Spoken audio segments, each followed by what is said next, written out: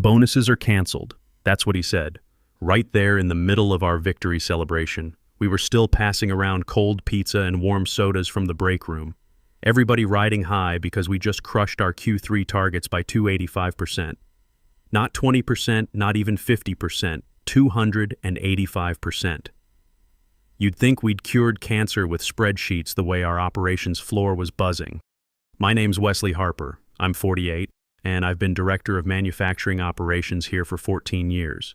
Started as a junior production analyst right after my Navy stint, worked my way up the old-fashioned way, earning every promotion on the shop floor before moving to the office. My throat was raw from back-to-back calls closing that Fortune 100 automotive contract. My inbox was a battlefield of signed purchase orders and approved spec changes. Even Logan from IT was smiling, and Logan hasn't smiled since his divorce back in 2019. Then in strolls Preston Walsh, khakis pressed tighter than his budget projections, hair so perfectly styled it probably had its own maintenance contract. No hello, no congratulations. Just that smug lean he does when he's about to drop something monumentally stupid. He claps once, slow and deliberate. "Let's gather up," he chirps like he's calling a kindergarten class. "Need 5 minutes." The room went dead. I felt it in my gut. That sinking feeling you get right before someone says we're pivoting or there's been a restructuring. The same feeling I used to get on deployment when the radio crackled with bad news from command. He stood there with dead eyes and that fake humility they teach you in business school. You guys crushed it. Really, you absolutely crushed it. Beat every metric, exceeded every expectation. That's exactly why we're canceling Q3 bonuses. The room died completely. Sarah from marketing dropped her pizza slice. Calvin from finance looked like someone had just told him his calculator was broken. Preston did that thing where he tries to look philosophical, like he's delivering wisdom straight from some Harvard case study about disruptive leadership paradigms. "We're raising the bar," he continued, hands clasped behind his back like he was Napoleon reviewing troops. "This isn't about incentives anymore. This is about culture. Excellence. You already proved you can hit these numbers, so now we know what you're capable of. Time to try harder." People didn't move, didn't breathe. Sarah blinked like she'd forgotten how. Jordan from middle management opened and closed his mouth 3 times like a fish trying to form words that wouldn't get him fired. Nicole, my operations manager for 8 years, just stared at her hands. I didn't say a word, not yet. Just watched him standing there with that little shark smile like he'd just outsmarted a room full of people who'd been running manufacturing operations since before he learned to tie his designer shoes. His loafers probably cost more than our quarterly safety equipment budget, and he wore them like they gave him the authority to rewrite 14 years of proven systems. I sipped my coffee, burned my tongue, didn't care. The bitter taste matched my mood perfectly. Then I smiled, not wide, just once. The kind of smile you give when the wheels have been turning for weeks and someone just handed you the last piece you needed to spring the trap. Our target was $2.1 million in production efficiency gains for Q3. We hit $6.0 million. That's not just beating expectations. That's obliterating them and building a monument on the ruins. The automotive contract alone was worth $4.2 million in annual recurring revenue, and Preston knew it. Hell, he'd been copying my weekly progress reports and forwarding them to the board with his name in the signature line. I stood up slowly, walked over to where he was basking in his own perceived brilliance, and leaned in like I was going to offer some polite pushback about team morale and compensation equity. Instead, I just said, "Conference room, 5 minutes." He blinked, confused like someone had just asked him to explain how a torque wrench actually works. "Bring your laptop," I added, already walking away. Behind me, the room stayed silent except for the distinct sound of his ego inflating like a birthday balloon. I didn't need to yell, didn't need to get angry, not yet. Because this wasn't really about bonuses. This was about legacy, institutional knowledge, and the fact that Preston, poor, sweet, nepotism-soaked Preston Walsh, had no idea what was waiting for him behind that glass conference room door. You see, 10 years ago, when I signed my manufacturing operations agreement, there was a clause buried in the legal appendix, a clause that most people would skip over, thinking it was just standard boilerplate language. But I read everything. Navy taught me that. Always read the fine print, especially when your signature's going on it. The clause was simple. If quarterly production efficiency metrics exceeded 250% of forecast under my direct operational leadership, I'd be granted immediate strategic override privileges. At the time, nobody thought those numbers were possible. It was like putting a clause in there about what to do if we discovered oil in the parking lot. But we just hit 285%. And Preston Walsh was about to learn what happens when you mess with someone who's spent 14 years building something real, something that actually works, something that makes money instead of just burning it on consultant fees and motivational posters. 6 months earlier, Preston Walsh had arrived like a champagne cork at a funeral, loud, unnecessary, and bound to make a mess of everything nearby. The founder, Howard Walsh, had just announced he was taking a step back from day-to-day operations. Nothing too serious, he said over a Zoom call while noticeably using a portable oxygen tank in the background. Just some stress-related health issues, needed to focus on recovery for a few months. Then came the kicker that should have set off alarm bells for everyone in that meeting. I'm having my nephew Preston shadow senior leadership while I'm out. Just to observe, learn the ropes, understand how we operate. Observe, learn the ropes. Right, that was supposed to be the plan. But Preston walked through our lobby that Monday morning like he'd just bought the building fresh off his Harvard MBA, which he managed to name drop roughly every 6 minutes, usually while misquoting Sun Tzu or referencing case studies about blockchain-enhanced farming equipment and cryptocurrency laundromats. I'm not making that up. Those were actual examples he used in meetings. His first words to me, delivered while I was reviewing production schedules at 7:30 a.m. So you're the one still using Excel instead of AI-driven predictive analytics? Cute. He said it with that condescending smile you see in LinkedIn posts about disrupting traditional industries. That week, my calendar exploded with meeting requests. Half of them had titles like Reimagining Manufacturing Pipeline Synergy and Innovation Jam Session, Industry 4.0 Transformation. I thought someone was pranking me until Preston sent a Slack message asking if I could align my operational narrative with the quarterly innovation vibe. I responded with a screenshot of our actual production dashboard, efficiency metrics, downtime tracking, quality control data, real numbers that actually meant something. He replied with a thumbs up emoji and a fire symbol. 3 days later, Nicole Reed, my operations manager and right hand for 8 years, was transitioned to a consulting role to focus on external opportunities. That was corporate speak for you're fired, but we're pretending it's your choice. 2 days after that, Bryce Miller from Data Analytics was reallocated for talent optimization initiatives. By the end of the first week, I was the only person left from the original manufacturing leadership team who didn't speak exclusively in pitch deck buzzwords or wear designer sneakers to production floor meetings. Preston started reshuffling departments like it was fantasy football draft day. He brought in his fraternity brother Hunter Kane as head of talent culture and workplace transformation, a guy whose primary qualification was hosting a podcast called Grindology, where he interviewed other people who also hosted podcasts about grinding. The episodes were exactly as useful as they sound. That was followed by a parade of consultants who looked like they'd never set foot in an actual manufacturing facility. Brand managers who brought ring lights to quarterly reviews. Strategy interns who said let's circle back on that instead of answering direct questions about production capacity. One guy named Mason Ford, who literally called himself a thought architect and spent $15,000 of our consulting budget explaining how our manufacturing processes needed more creative disruption energy. I tried to make it work. God help me, I really tried. I smiled through meetings where grown adults drew emojis on whiteboards. I rewrote production reports using language that wouldn't give me a migraine. I sat through Preston's mindshare briefings even when they involved discussing how we could gamify quality control metrics and leverage social media influencers to improve employee engagement on the factory floor. I had one job during all this chaos: keep the production lines running, protect the systems we'd spent over a decade building and refining, and make sure our delivery schedules didn't collapse under the weight of all this innovation theater. Do what guys like me have always done in corporate America: hold the line while the MBAs play dress-up CEO. Then came the big opportunity, that Fortune 100 automotive contract. Ford Motor Company needed a precision parts supplier for their electric vehicle production line, and this was exactly the kind of high-volume, high-precision work we'd been positioning ourselves for over the past 5 years. I'd worked on the strategy proposal for 2 months straight. Nights, weekends, hell. I outlined half of it on a flight to Detroit using cocktail napkins because my laptop died and the airline's Wi-Fi was about as reliable as Preston's understanding of actual manufacturing.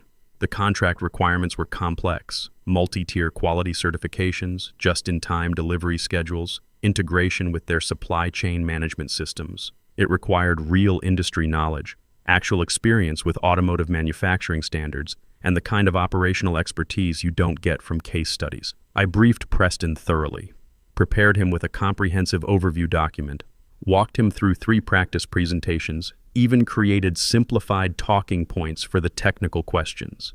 He nodded along and asked if we could make the PowerPoint slides more visually dynamic and whether our company logo could be bigger. He walked into that Ford pitch meeting like he was auditioning for Shark Tank, gesturing wildly and throwing around phrases like agility-first manufacturing verticals and cross-pollinated production deliverables. I physically cringed watching him explain our synergistic approach to automotive component optimization, while the Ford engineers exchanged glances that clearly said, "What is this guy talking about?" Somehow, by sheer force of market timing and the fact that my actual operational data spoke louder than his corporate word salad, we landed the contract. Our production capabilities were exactly what they needed, our quality metrics were solid, and our delivery track record was spotless. The next morning, I opened my email to find a company-wide announcement from Preston with the subject line, Q3 Victory Lap. First sentence: proud to share the success of my strategic automotive sector pivot and innovative client acquisition methodology. My name wasn't mentioned once in that email, not once. 14 years of building relationships, developing expertise, and delivering results, and I'd been erased from my own success story by a 28-year-old who couldn't tell the difference between a torque specification and a talking point. I stared at that email for a long time, long enough for my coffee to get cold, long enough for the production floor shift change to happen outside my office window, long enough for my hands to stop shaking from pure frustration. But I didn't reply, didn't fire back with a correction, didn't even leak it to the internal Slack channels like part of me wanted to. Because that clause was still sitting in my personnel file, buried in a folder I hadn't opened in years. A clause that didn't care about Harvard degrees or nepotism or who had the best hair gel budget. I printed out that email, folded it neatly, and put it in my desk drawer right next to the original hiring agreement. Then I went back to work, running the numbers, checking the production schedules, making sure we'd hit every single metric we'd promised Ford. Because when you're building a trap, patience isn't just a virtue, it's the foundation. It was late Thursday night, the kind of late where the janitor's music becomes your only company and even the coffee maker sounds lonely. I was the last one in the building again, my screen glowing with quarterly numbers fresh off Calvin's final calculations. The production efficiency line blinked back at me like it knew something. 285% over target. We hadn't just hit our goals, we'd obliterated them, buried them in the parking lot, and built a monument on top. Every projection, every stretch target, every optimistic estimate from marketing, completely destroyed. The Ford contract wasn't just signed, it was expanding. They wanted us to handle components for 3 additional vehicle lines, with preliminary discussions about a $12 million annual partnership. My hands hovered over the keyboard. Not from fatigue, but from memory. 10 years ago, I'd signed my manufacturing operations agreement in this same office. Back when Howard still walked the production floor every morning, still knew the names of our machine operators, still cared about building things that lasted instead of just quarterly stock price bumps. That contract was drafted during a different era. Before the consultants, before the buzzword evangelists, before the company decided that culture could be purchased with kombucha on tap and meditation pods. I opened my personal files, buried under years of NDAs and performance reviews. Found it, the original hiring agreement. Page 14, subsection C, footnote 2. I'd read it carefully back then because the Navy taught me to read every word of anything I was signing. Most people skip the appendices, think they're just standard legal boilerplate. But this wasn't boilerplate. If quarterly production efficiency metrics for manufacturing operations exceed 250% of forecast under the direct operational leadership of Wesley Harper, he shall be granted immediate and temporary strategic override privileges, including but not limited to voting presence in executive-level decisions pending board ratification. Signed by Howard Walsh. Dated, witnessed, filed with HR under reference number MFG 2014 447. Still valid, still enforceable. I leaned back in my chair and stared at those words. The clause had been written back when hitting 250% seemed about as likely as discovering oil under the employee parking lot. It was supposed to be a motivational carrot, something generous sounding with zero risk. Legal decoration for a manufacturing director they never expected to actually deliver those kinds of numbers. But we'd just hit 285%.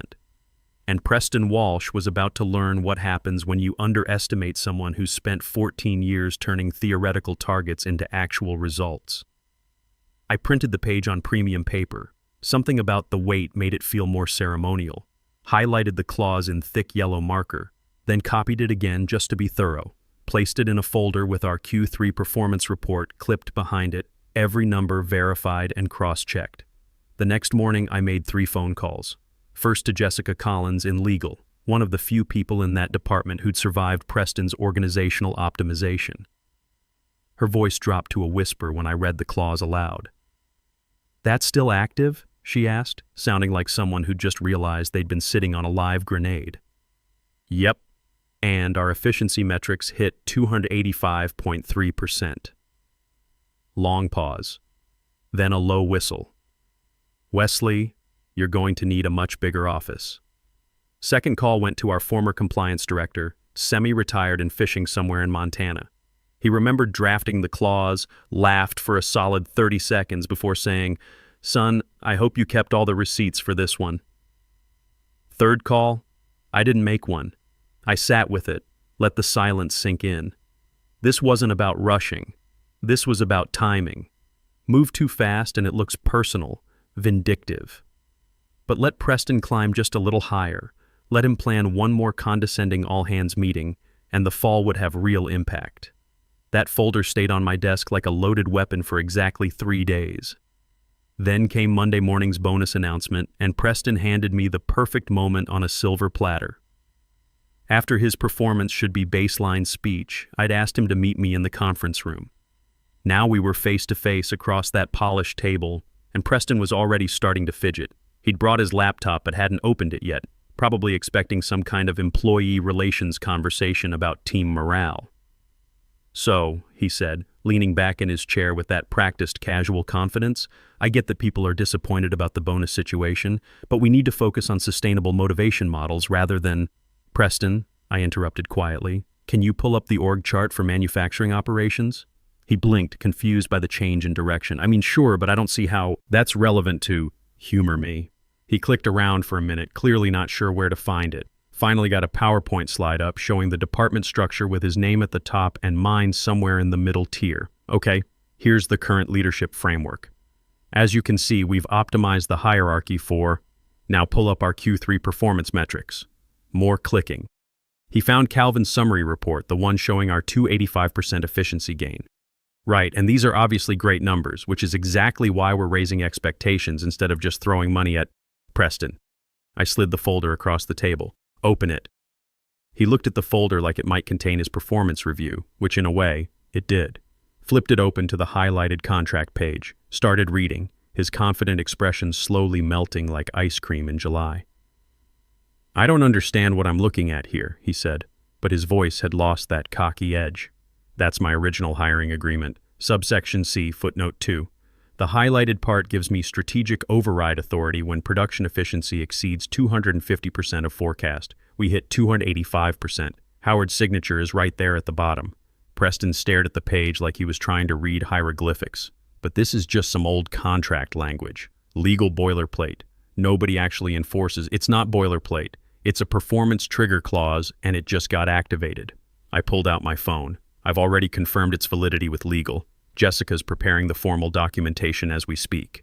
His face had gone from confused to pale to something approaching panic. "Look, Wesley, I think there might be some misunderstanding here about chain of command and organizational structure. Modern management doesn't really operate on these kinds of legacy. Modern management," I said, closing the folder, "should probably read contracts before canceling bonuses for record-breaking performance." That's when I saw it. The exact moment when Preston realized he wasn't the smartest person in the room. Maybe never had been. His carefully constructed authority was built on quicksand, and the tide was coming in fast. I stood up and walked to the conference room door. Howard's joining us via video in 10 minutes. The department heads will be here too. I suggest you use that time to think about whether you want to handle this transition professionally. I left him sitting there with the folder, probably calculating how fast he could call Uncle Howard for backup. But Howard Walsh didn't get where he was by backing down from his own signature. And Preston was about to learn that when you're standing on someone else's foundation, they always hold the blueprints. 10 minutes later, the conference room filled with the quiet tension of a courtroom before verdict. Department heads trickled in, looking like they'd rather be anywhere else. Sarah from marketing sat down carefully, eyes darting between Preston and me. Calvin clutched his laptop like a shield. Logan from IT actually showed up early, which told me word was already spreading through the building. On the main screen, Howard Walsh's face appeared in that familiar corner tile. Still thin from his health issues, still using the oxygen tank, but his eyes were sharp as ever. The kind of sharp that built this company from 12 employees in a rented warehouse to 500 people across 3 facilities. Preston straightened in his chair, probably expecting Uncle Howard to straighten this whole mess out with a few words about family loyalty and chain of command. Maybe remind everyone who was really in charge here. "Morning, everyone," Howard said, his voice carrying that gravelly authority that came from 30 years of making decisions that actually mattered. His eyes swept the room, pausing on Preston before settling on me. "Wesley, I understand you have something important to discuss. I didn't waste time with pleasantries." Clicked the remote and brought up our Q3 performance slide. 285% efficiency improvement over forecast, $6 million in verified savings, Ford contract signed and expanding to 3 additional product lines. Howard nodded slowly. He'd seen these numbers already, but this wasn't about the numbers. This was about what came next. Additionally, I continued, I'd like to reference subsection C, footnote 2 of my 2014 manufacturing operations agreement. I clicked to the next slide. The scanned contract page, highlighted clause clearly visible. Performance threshold met. Strategic override authority now active. The room went dead silent. Preston's face had gone from confident to confused to something approaching terror as he realized this wasn't going to be the family intervention he'd expected. Howard stared at the screen for a long moment. When he spoke, his voice was quiet, but carried the weight of someone who'd just watched his own signature come back to haunt his family. I remember that clause. I insisted on it myself. Preston finally found his voice. "Uncle Howard, this is just some outdated contract language. We can't seriously be considering—" "Son," Howard interrupted, and the single word carried 30 years of disappointment. "Stop talking." The silence stretched until it became uncomfortable. Howard's eyes moved from the contract to Preston, then back to me. "Wesley, what are you requesting?" "Full operational authority for Q4, personnel restoration, budget oversight, strategic planning. No interference, no committee reviews." I slid a folder across the table toward the camera. "Jessica in legal has the formal documentation ready for your signature." Preston tried one more time. This is obviously some kind of power grab using legal technicalities. Modern corporations don't operate on these kinds of legacy. "Preston." Howard's voice cut through the room like a blade. "You're done. Pack your office. Security will escort you out in 20 minutes. The words hung in the air like smoke. Preston opened his mouth, closed it, opened it, again. For once in his life, he had nothing to say. No buzzwords, no case studies, no thought leadership frameworks. Just the reality that nepotism only works when the family member with actual power is on your side. He stood up slowly, gathered his designer notebook, and imported water bottle, and walked out. No dramatic exit, no threats, just the quiet shuffle of someone who'd finally realized he was never actually qualified for the job in the first place. Howard turned his attention back to me. "The board's prepared to offer you interim executive authority, reporting directly to—" "No," I said gently. "I appreciate the offer, but I don't need a title to do the job. I just need the authority to fix what got broken." He smiled for the first time in months. Approved. That afternoon, I sent 2 text messages. First to Nicole Reed, "Come back, your desk is waiting." Second to Bryce Miller, "Operations needs its data guy. Are you interested?" Both responded within 10 minutes. Nicole's reply was just a thumbs-up emoji. Bryce wrote back, On my way. They walked through the lobby the next morning like soldiers returning from exile. No fanfare, no welcome back party, just rolled up sleeves and the quiet satisfaction of competent people getting back to real work. Hunter Kane, Preston's podcast hosting head of culture, quietly submitted his resignation that Friday.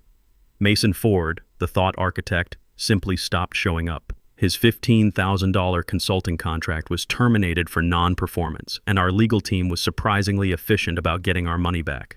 3 weeks later, Howard's name lit up my phone screen at 6:15 a.m. Wesley, I need you to look at something. An hour later, I was back in the conference room with a merger proposal from Parker Stevens, CEO of Atlantic Manufacturing Solutions. East Coast company, bigger than us in automation technology, smaller in production capacity. Perfect synergy if handled right. Parker joined via video, all business and no nonsense. We've been watching your Q3 performance. Impressive doesn't begin to cover it. We'd like to discuss integration, but we have one non-negotiable requirement, which is full operational oversight from Wesley's team. No outside management, no transition committees, no consultants. Just the people who actually delivered those results. Howard looked at me through the screen. Your call, Wesley. I thought about the past 6 months. Preston's chaos, the consultant parade, watching good people get pushed out for buzzword compliance. Then I thought about the production floor humming at 98% efficiency, the Ford contract expanding, and Nicole training new analysts who actually understood what operational excellence meant. Let's do it, I said. The paperwork was signed within 2 weeks. No drama, no restructuring announcements, just 2 companies that knew how to build things combining their strengths. 6 months later, I got a LinkedIn notification. Preston Walsh had started his own disruptive consulting firm called Innovation Catalyst Solutions. His company page had 23 followers and 1 case study about leveraging synergistic paradigm shifts. I smiled, closed the laptop, and walked out to the production floor. The machines hummed steady at 97% efficiency. Our Q4 numbers were tracking 22% ahead of the combined projections. Nicole was training 3 new operations analysts who actually knew the difference between productivity and performance theater. The Ford partnership had expanded into a 5-year strategic alliance worth $18 million annually. Sometimes the best revenge isn't dramatic. It's not about explosions or public humiliation or viral LinkedIn posts. Sometimes the best revenge is just being right, being competent, and watching incompetence burn itself out while you quietly build something that actually works. Preston learned to speak in buzzwords, but I learned to speak in results, and in the end, results always win. They just take a little longer to get there. The clause was never removed from my contract. Howard insisted on keeping it. Insurance policy, he called it, in case anyone else gets confused about who actually runs the operations around here. Fair enough, some foundations are worth protecting.